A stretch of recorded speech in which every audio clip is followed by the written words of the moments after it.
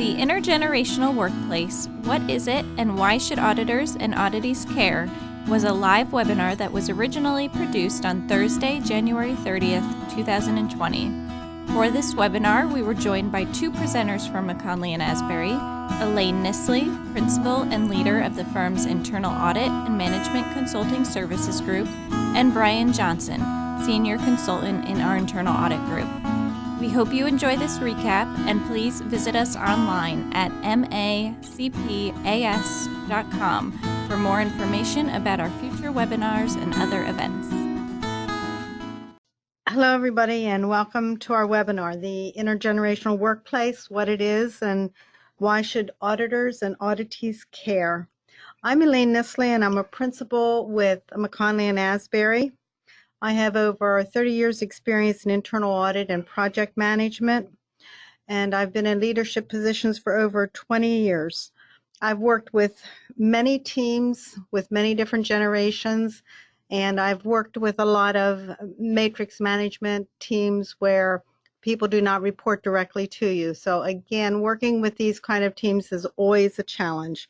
But I look forward to sharing with you some information today on intergenerational differences and some of the ways to cope with them. Also with me today here is Brian Johnson, and I'll turn it over to Brian. Hello, everyone, and I am Brian Johnson, and I am a senior consultant here at the firm and also an internal auditor. And so I work on a variety of clients, both in the internal audit and the consulting fields. And when I'm not doing that, I also help out with the firm's service and organization control engagements. And I had just recently joined the firm here after working in the world of corporate accounting for over a decade. And just to give you an idea of my perspective and background, as we're going to be talking about the generations today, I am a Generation X. I'm from the Generation X. Okay. Thank you, Brian. Our learning objectives today include having each of you understand generational differences. We will explore what defines each generation and what sets them apart from others in terms of their background, how they communicate, and the way they work. You will learn some strategies for improving intergenerational communication by understanding the common ground between the generations based upon the way they think and operate. We want to improve your understanding of the generations through learning more about them and the ways that you can connect with people in different generations as you find that common ground and really learn what motivates them. We'd like you to gain a better understanding of the barriers to good communication and what you can do to overcome those barriers. At the end, we're going to apply this understanding of generational differences to the audit process and the relationship between the auditor and the auditee. As we go through the webinar, we'll have some chance for interaction through our polling questions, and we will ask you to submit questions throughout the webinar, but we'll wait to the end to respond to those questions.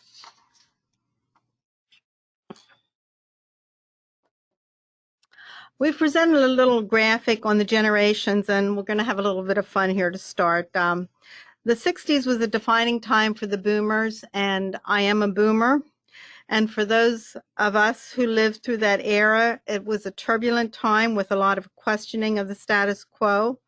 No longer were we willing to accept the old adage, that is the way it is. It has always been done that way. Then we had the Gen Xers, and they're the spoiled offspring of the successful boomers who had more than the previous generations, and they kind of developed an entitlement attitude. The Millennials are the generation whose best friend is their smartphone. It's their connection to friends and the source of all knowledge. So now we're going on to our first polling question. We're curious as to what generations we have listening to us today. You will have, 60 seconds to respond to that, and then we'll talk a little bit about the generations we have listening today.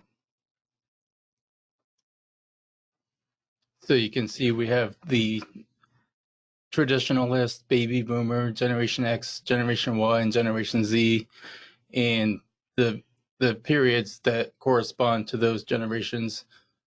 There is some debate about the beginning and ending dates within a couple of years, but these are generally the dates that are accepted for the various generations.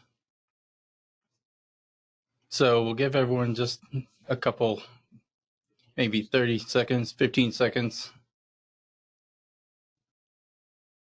and then we'll see who we're talking to today.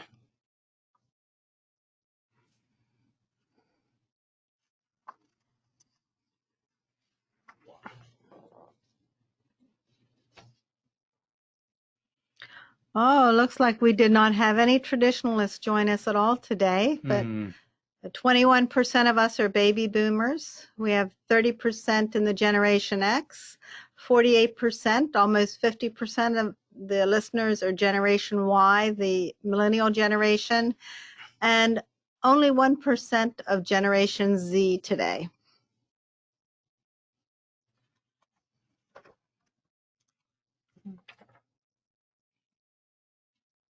Okay. So as we think about the different generations that are working side by side in the workplace today, it quickly becomes obvious why we need to consider the implications. We have up to 5 generations ranging from traditionalists born before 1946 to Generation Z employees who are the newest members of the workforce. The fact that older workers remain in the workforce is due to a couple of factors, including the economic downturn of 2008, as well as the trend towards longer and healthier lives. Because of this, by 2024, about 25% of the workforce is projected to be over the age of 55. And by 2025, Generation Z will make up 3/4 of the global workforce, and many of them will be in leadership positions. It is vital that each generation understands the unique perspective and communication style that the others bring to the workplace in order to foster a spirit of collaboration and unity. There is a trend of younger workers emerging in the workplace and taking key roles in organizations. The impact of this shift cannot be ignored as we think about how these trends will change the way interaction happens and results are achieved.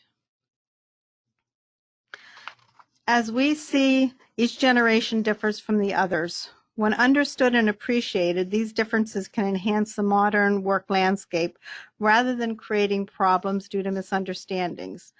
It would serve us well to increase our awareness of what defines each generation to fully appreciate the differences and learn how to best leverage these differences.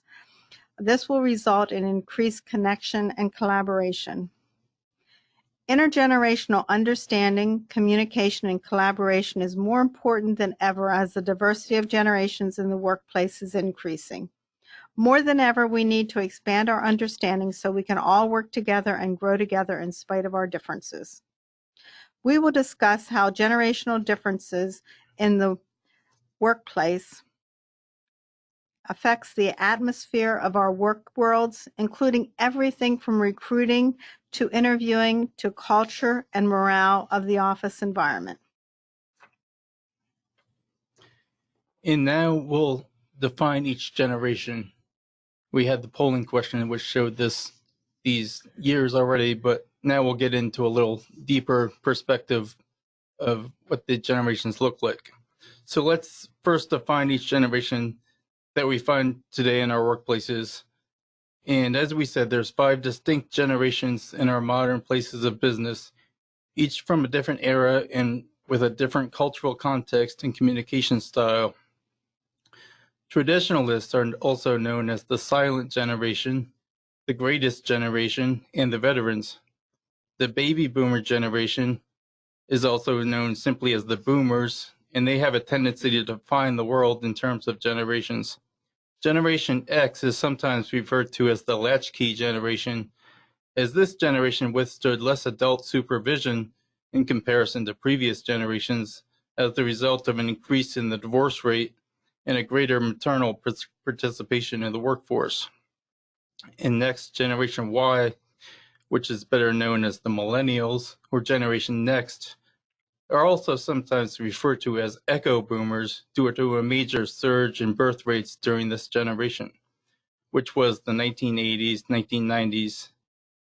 They are the children of the baby boomers generation, which is another reason why they're called echo boomers. And finally, Generation Z refers to those who would just be entering the workforce presently, and they were born after 1997. And now let's do another polling question. And the question is, how many generations are represented by the employees in your organization? So here we're asking you to survey in your mind the landscape of where you work and think about all the people that you interact with on a daily basis and how would you categorize them in terms of how many people, how many different generations you work with on a daily basis. And you can see the choices on the screen, and we'll give you about 30 seconds to finish your answers. Think about that and finish your answers up.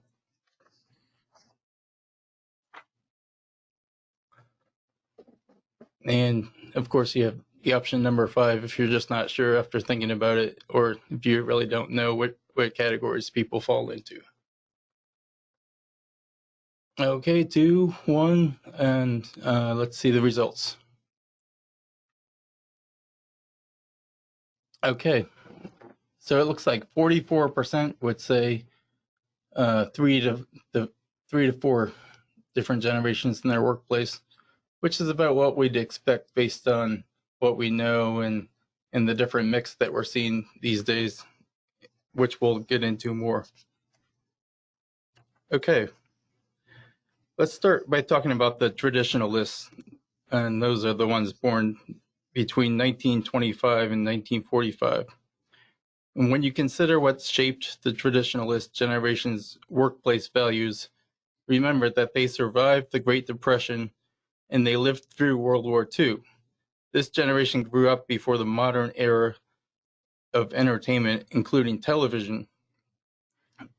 Of course, this generation grew up using rotary dial telephones, and they did not have computers, but rather typewriters, and they often relied on dropping a handwritten letter in the mail. World War II had a profound influence on this generation's attitude towards work and how the workplace should be structured. It was a very hierarchical structure with a strong and powerful leader or presence at the top, and very departmentalized employees with an absolute chain of command. Work came first and family second, and the boss had ultimate authority over the worker. Traditionalists value hard work, dedication, and sacrifice. And since they lived through the Great Depression, they also value frugality and making things stretch. Other features of the typical workplace that this generation became accustomed to included defined office work hours, face-to-face meetings and obligations, and they often had a very long tenure at a single job. Now let's talk about how the traditionalists would communicate. And as you might expect, they're more likely to adhere to a more formal communication style, which usually means a preference for face-to-face or written communication. But don't be surprised if they also call you on the phone when they need to discuss something. This generation is one that, as we've already said, became used to a very defined and hierarchical structure in the workplace, and they respond best to and lead with a command and control style.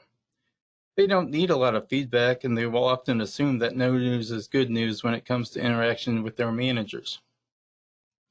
In terms of communication, they expect a very logical presentation of information. They value good grammar and good manners, and they still value the use of formal titles to address their colleagues and others, such as Dr., Mr., Mrs., etc. They are often a great resource to rely on in the workplace for questions or problems. And if you really want to connect with them in a meaningful way, give them a note written by hand. Now, the work style distinctives of the traditionalist generation, how they think of their work is, we're likely going to be able to see a very top-down structure again. And as we know, this generation more than any other values experience, and they respect authority figures, and they're loyal to their employer, and they expect the same in return. Members of this generation are, of course, most likely to conform to the traditionalist business attire, customs, and protocol than any others. They possess a strong work ethic, and they may not understand the ways in which the traditional workplace is undergoing many changes today. Up next, we have the baby boomers. We grew up during a time of economic prosperity and positive change, which lends to our optimism and willingness to work hard to achieve both personal and professional success. The boomers are sometimes further broken down into the leading edge boomers born between 1946 and 1955 and coming of age during the Vietnam War era. The leading edge boomers make up about half of the total boomer generation population. The other half, or the late boomers or trailing edge boomers, were born between 1956 and 1964. In total, when we talk about the baby boomers, we're referring to approximately 76 million Americans, or about 20% of the total population of America. They were demographically the largest cohort of the population until they were surpassed by the Millennial generation. The boomers are the generation that is optimistic and prides themselves on work ethic and teamwork. This generation has begun adopting more technology in order to stay in touch with family members and stay in touch with friends. They hold that rules should be followed unless they are contrary to what they want, in which case they should be broken. And think back to the opening discussion on the boomers and the 60s and all the sit-ins that occurred.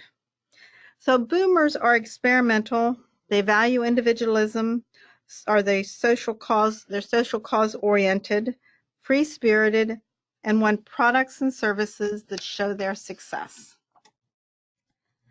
Similar to the traditionalists, baby boomers prefer an in-person or written communication style, but like their predecessors, they also rely on the telephone when needing to talk to someone. Baby boomers do use email to communicate as well, but sometimes believe it is a waste of time due to the incomplete information that is often transmitted in this way. They might say, why waste your time sending emails back and forth when a 2-minute phone conversation could solve everything? The boomers do value face-to-face communication, but prefer that it not be in the context of a meeting. They are known to be very collegial leaders who like sharing responsibility, and they are great team players and value those relationships. Boomers work best when presented with detailed and comprehensive plans. When we consider the boomer generation, we are probably going to see the most similarities with their predecessors as the traditionalist. It's likely that we're going to find the boomer generation being more oriented to work than the later generations and working more in the office rather than remotely. They are goal-oriented with a strong emphasis on achievement and very focused on their careers. They will not shy away from challenging projects in the workplace and have a great desire to make a difference. We do find the boomer generation to be much more competitive in the workplace than others, since they are known to equate their work and position with their self-worth. Boomers do not need to be managed as closely, but don't mind regular check-ins with management.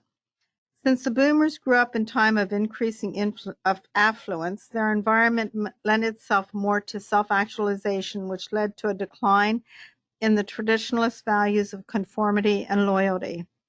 Again, think back to the 60s with everything on the peace movement, etc.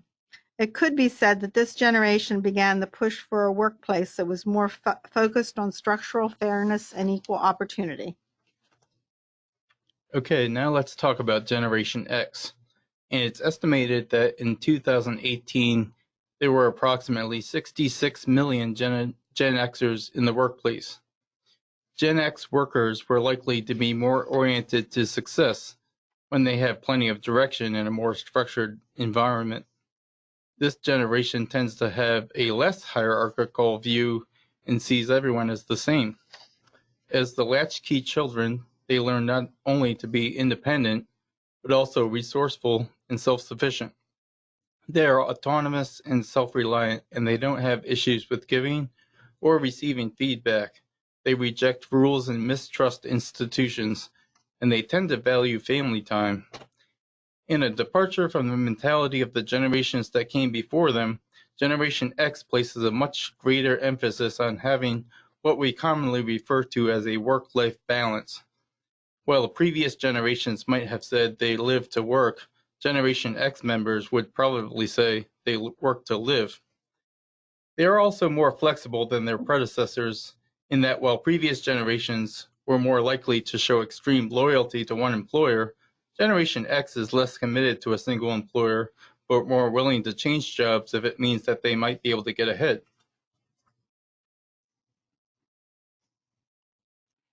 This generation isn't going to beat around the bush when it comes to communication. They're likely to get straight to the point and speak from a factual perspective. They enjoy talking about both their professional and personal lives. Expect to receive an email from them if they need to request something from you. It is definitely their most preferred communication tool. Don't expect them to wait around to discuss events that have happened, but dive right into it right away. When they do discuss these events, however, expect a more informal, direct method of communication where they don't deviate from the topic at hand too much and they want to quickly get to the bottom line. Keep in mind that this generation that is sandwiched in the middle of the other generations could be key players in the workplace in bridging the gap of communication and work style differences among the different generations. While they do enjoy hearing feedback, they don't enjoy hearing business buzzwords or jargon and want a very results-driven message. Again, put the emphasis on the bottom line to win them over. Now, work style distinctives of Generation X. Remember that Generation X, unlike the previous generation, considers time away from work and work-life balance to be more important than centering their whole life around the workplace. Therefore, they might consider the greatest reward to be extra vacation rather than extra pay. Also, as we discussed when speaking of Gen X communication, they are not going to be patient hearing too many details when discussing a new task or project. With this in mind, when managing this generation, you'll probably strike the greatest balance in giving them the structural framework of what needs to be done with a few details, but then step back and let them control the project, trusting them with the results. In managing Generation X, you will do the best to adopt a more hands-off management style, as they tend to dislike authority and especially intrusive supervision. With that said, there is really no need to micromanage them anyways because they tend to be quite capable in many regards and will often do a great job if set up with the proper tools. This is the generation that is unafraid to question authority and likely will if they fail to see the reason for an assigned task. Keep them engaged and challenged if you don't want them to seek out other opportunities elsewhere. Remember that they don't share the company loyalty of previous generations. We're now on to the millennials born between 1981 and 2000. Like the previous generation, Generation X, the millennials are not all about work. Also, like the previous generation, you will notice that they place value on balancing work and life. But they take this a step further in that they also want to add to the balance community involvement and self-development. Despite this fact, they tend to be achievement-oriented. Millennials are going to view work as a means to an end, not an end in itself, and want flexible work arrangements. They want a relaxed work environment and will acknowledge and admire some authorities. Millennials are optimistic, but their tendency to impatience can mask their optimism. They also have a short attention span. A 2017 study by Microsoft reveals that attention span is down from 12 seconds in 2000 to 9 seconds in 2017, or less than the attention span of a goldfish. The millennials are well known to be advanced technologically speaking and are great at multitasking. It was true about the millennials' predecessors, Gen X, but they tend to value email communication over phone conversation or face-to-face interactions. Tools like Microsoft Office Teams provides a venue for quick electronic communication when working in teams. Expect the millennial generation to want to communicate through an informal means of communication like a text message. This is because they normally want communication that is quick and concise in nature. They do not value lengthy phone calls and the wasted time that goes with them. Don't be surprised to receive communication from millennials that includes abbreviations or even emojis. It's just another way that shows their technology-driven nature and emphasis on time management. Millennials will probably not appreciate work in environments that rely on older technology and legacy systems. Encourage and foster face-to-face communication with millennials to promote human connection and authentic relationship building. Try a free lunch for the whole team with the caveat that no cell phones or computers are allowed at the luncheon. Imagine doing that in your workplace. The millennials are more likely than other generations to adopt an approach that structures work around their priorities. Don't be surprised to get an email about work from them at 3 a.m. if inspiration strikes. This trend is, of course, due to the technological age we live in where work can be done anytime and anywhere. The millennials want to be heard and will be most satisfied in their work when they feel like their work has definite meaning and purpose. They will experience a strong sense of fulfillment when they see their ideas put into practice. Millennials will be most satisfied when they are given tangible and consistent feedback about their work, but this feedback does not need to be face-to-face in nature. A great strategy to employ in building intergenerational collaboration and communication would be to employ a member of another generation to mentor them and help them see where they fit into the organization. And probably as a result of the environment in which they came of age, millennials have a tendency to not appreciate waiting for things to happen. After all, their little electronic devices provide instant feedback, and they expect the same from humans. Okay, now let's talk about Generation Z. They make up a quarter of the population, and they also are known as Generation Edge or Gen Edge. And this is the first generation that has never known a world that does not have the World Wide Web. Key factors that shape this generation include the Great Recession of 2008, the growing wealth gap, rising expenses for things such as housing, transportation, food, and healthcare, and of course the dramatic increase in college tuition and student loan debt. They tend to prefer working in industries that they have interaction with in their personal lives, as opposed to industries that they don't have a personal interest. They are reevaluating the costs and benefits of traditional education given the dramatic increase in education expenses and the impact of student loan debts. It is projected that Generation Z will make up approximately 1/3 of the workplace by the year 2020. Surprisingly, although being extremely tech-savvy, those in the Generation Z demographic seem to prefer face-to-face communication at work. They prefer the effectiveness of this type of communication over convenience. This generation wants to hear honest, straight-to-the-point feedback from their superiors with no sugarcoating of anything. One study found that 60% of Generation Z members desired multiple check-ins with their boss each week, while 40% preferred daily check-ins. Another notable distinction concerning Generation Z is their tendency to not compartmentalize their work lives and personal lives. They want to be friends with everyone and socially connected with everyone, including their boss. While we know that everyone talks about how millennials have changed the workplace, Generation Z could very well continue that trend and further influence the workplace atmosphere. We're still learning about what defines Generation Z in the workplace, as they are just entering the workforce now. But we do know that they are continuing the trend of foregoing the defined office hours established by the older generations. They are risk averse and they will look to employers who can offer stability, security, and opportunities to grow in their careers. They don't necessarily do work within defined parameters, and they're more likely to integrate their work with the rest of their life. They probably are more technology driven than any of the other generations. And they have a competitive nature due to growing up in a recession and seeing the struggles caused by it.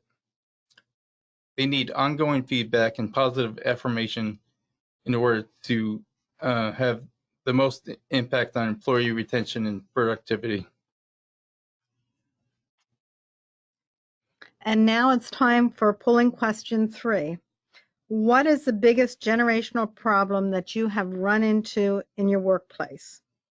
Other generations making assumptions about you based on how your generation is perceived as a whole, different work styles or habits, communication-related problems, or something else. If you select something else, you can use that question section and actually put in what that something else is. And we can talk about that a little bit at the end. Or you have not experienced any generational problems at work. We'll give you some time to think about the answers, and then we'll get back to you.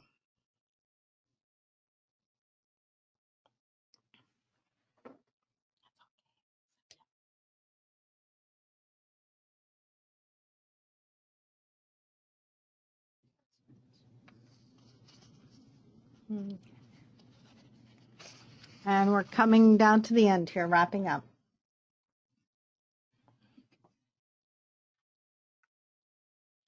Okay, we have about 15% of the attendees think that others making assumptions about you based on generation is what they've run into. 52% think different work styles or habits. 21% perceive communicated related problems. About 1% have something else, and then we have 11% that has not experienced any generational problems at work. So the communication-related problems and the assumptions about generational differences seem to be high on the list. The next section, we're going to talk about overcoming the differences. We've studied the different generations and discussed the areas where the generational differences could cause problems because of communication or work style differences. We're going to dive deeper into trying to understand how we can begin to work on strategies to overcome the differences. And good old Dilbert, I don't know, he's popular in my generation anyway, but of course, the pointy-haired guy said, signed you up for a class to try and get rid of that thing you have. And what's that thing, says Dilbert? The thing you know, the thing that makes you the way you are. Dilbert says, my personality. Exactly, but we call it communication skills because it sounds less rude. So again, this shows how communication is very, very important in defining people. In overcoming the intergenerational differences in communication and work style, we need to focus more on what is alike rather than what is different. So beware of language that makes sweeping generalizations or conveys superiority. Every generation wants to be respected, has a desire to work for trustworthy leaders, fears change, wants to learn new skills, and appreciates feedback. We really need to take the time to learn about those around us and what makes them unique in their skills and abilities. It is good to stop and consider new ways of doing things and be open to change rather than resistant to it. In creating opportunities for cross-generational mentoring, it is important to remember that it doesn't always have to be a member of an older generation mentoring a member of one of the younger generations. Those that are younger can often teach things to those who are older, especially since the younger generations tend to have more knowledge when it comes to many of the new technologies that we see employed in the modern workplace. And this is so very, very true both in the workplace and at home. I know if I want to know anything about my smartphone, I generally go to someone younger, or at home I go to my grandkids. So also we need to focus on building a culture in the workplace that strives to get to know the whole person, not just their work style or personality. Getting to know the interests and hobbies of workers outside the workplace can go a long way towards relating to them and appreciating them within the workplace. While all of the different generations can learn from each other, it's important to also observe the direction that things are headed and get on board with these trends. This will most likely mean that the generations that may be lacking technology skills must become more technologically savvy. A great way to incorporate the collective knowledge, skills, and abilities that each of the different generations brings to bear would be to form teams or work groups where possible and have representation from all of the various generations that are working side by side. In this way, as well as through leadership training and team building exercises that bring together the divergent generations, trust can be built along with the realization that everyone can come together and work in a spirit of unity despite their vast differences. A system for the free sharing of thoughts and ideas should be implemented with proper recognition given to those responsible for fresh ideas and inspiration. Recognize the merit and performance-based achievement of all employees and learn to attribute these to all employees regardless of the particular demographic they fall into. Not everyone is going to look the same way, communicate the same way, appreciate the same things, or work in the same manner. By having respect for the individual and learning to work within the shared frameworks that each generation brings to the table, we can build a powerful team that accentuates the attributes of each member. Find common ground. Focus on commonalities across the generations. All generations have similar attitudes concerning family, integrity, honesty, and trustworthiness. All generations want to be respected for who they are and feel the need for trustworthy leaders. Though the intensity may vary, everyone has a common fear of change, similar attitudes about loyalty, wanting to learn, and appreciation for feedback. We should avoid certain generational stereotypes and, of course, avoid the use of always and never statements and phrases that express bias or superiority, such as "my generation is" or "that generation always." As we previously discussed, by pursuing cross-generational interactions and mentor programs across the generations, we can break down barriers and build collaborative teams that utilize the strengths that everyone offers. And now we're back to good old Dilbert again, and we see a funny illustration of generational differences in the workplace. In this case, technology and the preferred technology of different generations. It shows us how each generation can have a superior attitude when it comes to their preferred work styles and methods without stopping to consider if they are truly more efficient and effective. Okay, now we'll get into barriers to overcoming the differences. And the illustration we just saw provides us with a good lead into this topic. And now we get into the concept of mental models. Do you see what I see? So look at the picture on the screen and tell me what you see. Is it a vase? Or do you see two people looking at each other face to face? Once you have seen the picture from each perspective, your understanding grows and now have the ability to view the image from a much broader point of view. If one person sees the vase but another sees the faces, they're likely going to argue passionately for their own point of view until their eyes are opened and they can see that both the perspectives can be correct. This is the concept of mental models, and we can see why it is so important to overcome the biases that we all have and learn that situations are often more complex than we at first see them. Now pretend for a minute when you were looking at that previous image that you only saw the vase, but you were looking at it with somebody that had already seen it both ways. If you passionately argued that the image depicted only a vase, and the other person viewing the image had seen the vase as well as the faces, they're probably going to see you as foolish or short-sighted. And the same thing can happen when you are surveying situations at work, when you have preconceived ideas about what a generation is like, or what you think you already know about how they work or view life in general and impose that upon them. Now let's pretend that you only saw the vase at first, but in viewing and discussing the image with your colleague who had already seen it from each perspective, that you were open to hearing their viewpoint, that the image could be seen from a different vantage point. In stopping to hear them describe the alternate image, you have not only fostered a spirit of humility and built trust with that person, you will also have likely had your eyes open to seeing things in a new way and have grown in your ability to think critically and apply understanding to different situations. We have to be careful because our nonverbal communication can often betray us before we've ever opened our mouths to utter a word.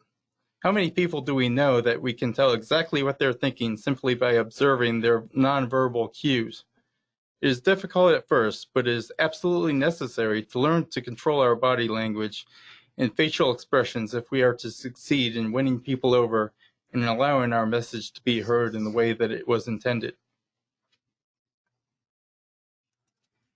Now we'll focus on generational communication differences on the auditor and auditee relationship. The key here again is communication.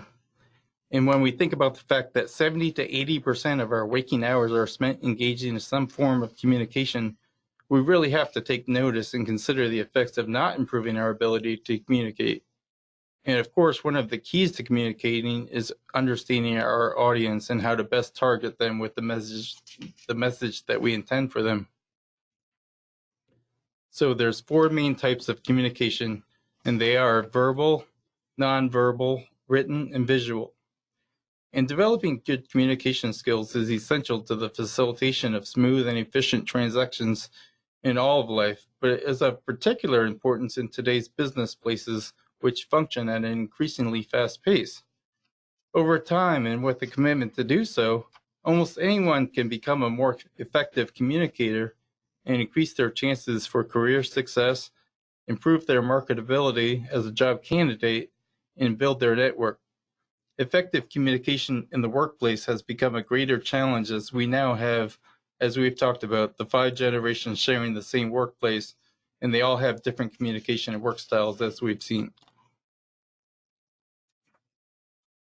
Now we'll talk about communication between the auditor and the auditee.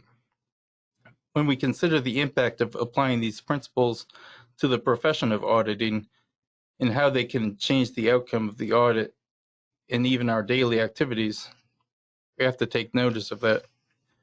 We, of course, need to be clear in our communication and to learn to ask the right questions the first time so that we can understand how the auditee functions in a timely, efficient, and effective manner. As we already know, communication skills are essential to auditors, both written and verbal, and as we can see, these skills are ranked very highly in surveys of the needed skills for the profession. I'm sure many of us have experienced the phenomenon where people only answer the questions that they were asked. So let's talk about optimizing communication in auditing. So how do we do this and improve communication? Here are some important areas to consider when applying what we've learned specifically to the field of auditing. We will look at each one of these areas individually and consider how we can apply what we've learned to the audits we work on. We need to spend time planning and defining very clearly the scope and audit objectives. Once we've defined that, and generally this will occur in the audit annual audit planning, they'll define the audits and their scope and objectives. And then we also need to look at all the key stakeholders, and we should communicate both written and orally the scope and objectives of the audit. And the key stakeholders need to include the audit team, the auditee and their management, and all recipients of the audit report. We need to, when we're looking at all of the key stakeholders, we need to assess their abilities, their communication styles, and their generation. And since we do have 5 generations in the workplace and we'll be working with various levels, it's very important to communicate things both orally and in writing and use different modes of communication as well. The tone of communication is very, very important because both the audit and the audit report can have a large impact on the future relationships with your auditees. Communication should always be objective, stating only the facts, and make sure the facts are verified before they are communicated in a final report. But during the planning of an audit, what's very, very important is that you have questions and actually work as the auditor, work with the auditee to make sure that the scope and objectives that were set out in the annual planning process are applicable today and that they'll add value to the organization. When you meet with your stakeholders for the first time, make sure you ask open-ended questions and don't presume that you have knowledge. You would want to ask questions and listen and learn. And that way you can come up with audit plan with scope and objectives that are really applicable to the auditee and will add value to the organization. The audit team should be very collaborative and have frequent communication both within the team and with the auditee. And we're going to look at each of these points in more detail. So the scope and objectives of the audit. During the planning phase of the engagement, it's important to refine the audit scope and objectives that were defined during the annual audit process. It's important to identify the key stakeholders and gather some intelligence about them prior to the initial meeting where you finalize the scope and objectives of the audit. Proper communication is key to obtaining the key stakeholders' buy-in related to the scope and objectives of the audit. In order for internal audit to provide value to the organization, our auditees must see value in the audits that are being performed. Initial communication and listening to the key stakeholders is important. If the internal audit plan has not properly defined the scope and objectives of the audit, then we need to hear what the stakeholders have to say and make recommendations for changes in the audit scope and objectives. The success of an audit is very dependent upon this initial communication and getting on the same page. Even if the same audit has been done for years, things change and the auditors need to be successful in obtaining the critical information from the auditee. Once the audit scope and objectives are finalized, the information should be communicated both verbally and in writing, along with clear expectations and timelines. When doing a repeat report, trust the previous work papers, but verify that nothing has changed.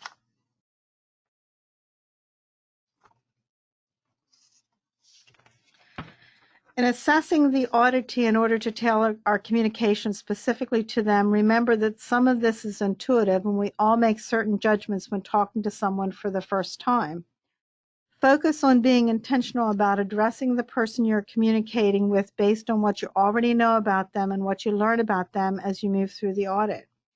One good strategy is to make brief introductions before getting down to business if it's a new auditee or there are new members on either team. Take the time for introductions and some small talk. Having studied the generational distinctives, apply that knowledge to your audience to get the relationship off to a good start. If for some reason things do not get off to a good start or you don't feel like you are connecting with the individuals you are working with, take a step back and assess where things could have gotten off track.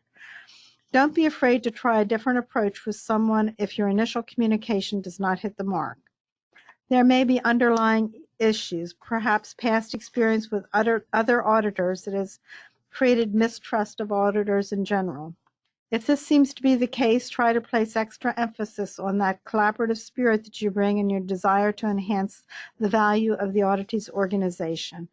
Above all, listen and seek to learn. A key part of communication is listening with curiosity and understanding instead of listening to reply. When interviewing auditees, we should remember to assess the way they communicate in order to ask the open-ended questions that will provide the needed information. Seek to understand and ask questions until you do. And that means two-way communication. Not only should the auditor ask the right questions, the auditee should be comfortable providing the answers and asking questions if they do not understand what is needed. We really need to be deliberate about communicating. We need to be able to effectively communicate in such a way that our first point of contact, we have the framework that we'll be working from and will achieve the results we're aiming for. That goes for both the auditor and the auditee. Remember that in working together, on the audit, both sides have a stake in the audit. We should keep the lines of communication open so that both sides understand their areas of concern and work together in a way that adds value to their business and organization. Things can quickly go astray if we do not stay focused on the right things and asking the right questions. Holding conversations where the participants are listening with curiosity and seeking to understand provides the best results.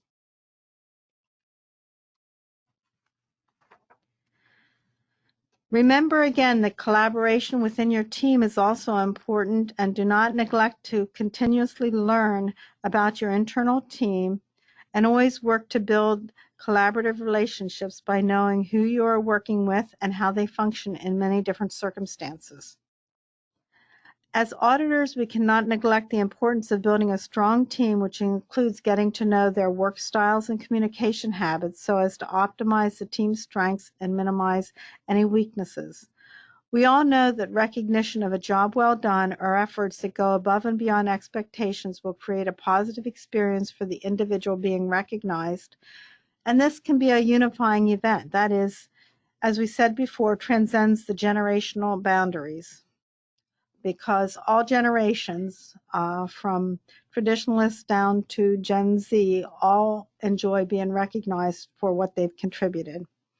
It's important that the management on both sides of the audit knows the strengths of their team and when to bring in other staff or change staff. Be objective and make judgments if someone does not have the knowledge and you need to bring someone in with more knowledge of a particular subject. And you need to be able to effectively communicate in these specific situations so that people do not feel as if it is a negative, but it can be a positive and an opportunity to learn. Once you have chosen your team, think about the specific requirements of the audit. Keep this in mind when defining the particular roles that the auditors will be fulfilling in the engagement. The auditees should do a similar analysis in selecting the team that will support the audit, and they should be responsive to the request. In analyzing the strengths of your team, identify individuals who are particularly good at engaging people and asking the right questions to extract key information. Utilize these individuals whenever possible to get the most from this skill set. And this, again, is a two-way communication effort. Both should the auditor be able to communicate effectively what they need, the auditee in the same fashion should be able to ask questions and make sure they understand what is being requested. Always look to the future and seek to develop your team through training and continuing education. Focus your training efforts in areas of communication if any member of the team are lacking in this area. Seek to take advantage of opportunities to grow your team's communication skills. Think participation to build their skills and help them to discover new abilities. Both auditor and auditee should strive to be objective and fact-based in their communication. Getting the facts on the table and dealing with issues pays off in the long run. Neither auditor nor auditee should assume they know the surrounding situation or how someone will respond to a finding. And here we have some key points to think about in summarizing what we've learned today. We've looked at the conversion of the different generations in the workforce and defined who they are, how they communicate, and how they work, and what motivates them.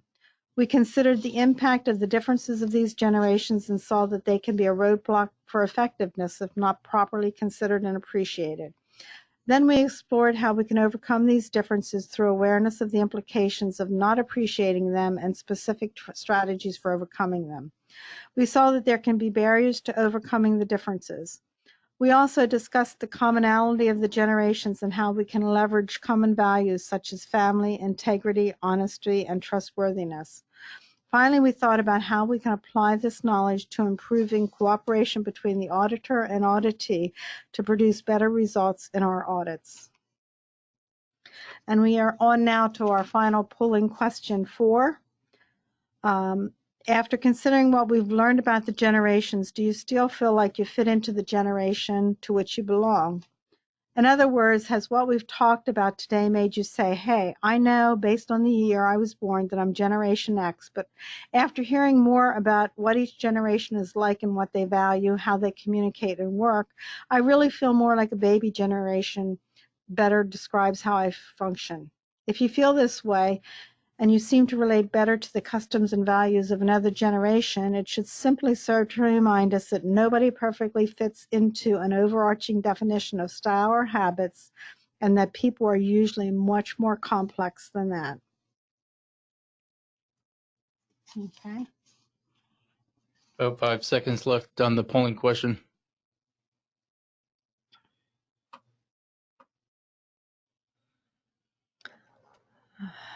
So 69% believe that they fit into the generation in which they were born. 19% say no, they don't fit into that generation, and 13% are not sure. Okay, as we wrap up, let's see if we have time to take a couple of questions. See what questions we have. Okay. I have a question here that came in, and it's a question about millennials. And the listener wants to know, why are millennials labeled as entitled and lazy, and why are they constantly trashed in the media? Well, hopefully we're changing all of that, and hopefully today's webinar is a step in that direction. But I think a reason that each generation, it's happened with every generation really, because Generation X, when they came into the workforce, they were called slackers. And it's like every generation has to go through a period of hazing kind of before they achieve the status and respect that they have in the workplace. So the simple answer is that each new generation works differently, and they bring new skills to work, and it's harder for the older generations to understand and appreciate that.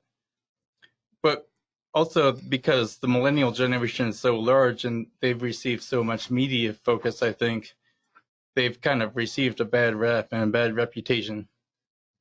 So let's wrap up now. I have one more I'm question. sorry, Elaine has one more question that came in as well. Yeah, what are some common generalities and similarities that we see between the generations that we can leverage? And there's actually three that are most common similarities. Flexible schedules. 74% of millennials and 94% of baby boomers want flexible schedules, but actually everyone wants a work arrangement that aligns well with other life priorities. The virtual work capabilities has resulted in work-life balance fading and being replaced with work-life integration. Another thing is making an impact. All generations want to be able to say that their work is making an impact. And motivation, what makes an employee want to stay at a company long-term is appreciation for a job well done. Companies with strong recognition programs have longer employee tenure. So thank you everyone today for joining us. Do we have anything else, or we're gonna? That's it. Thank you everyone for joining us today. Thank you once again for joining us for this webinar recap produced by McKonly and Asbury. We hope you join us for our future webinars. You can stay connected and learn more about all of our upcoming events by visiting us at macpas.com. Thanks again and have a great day.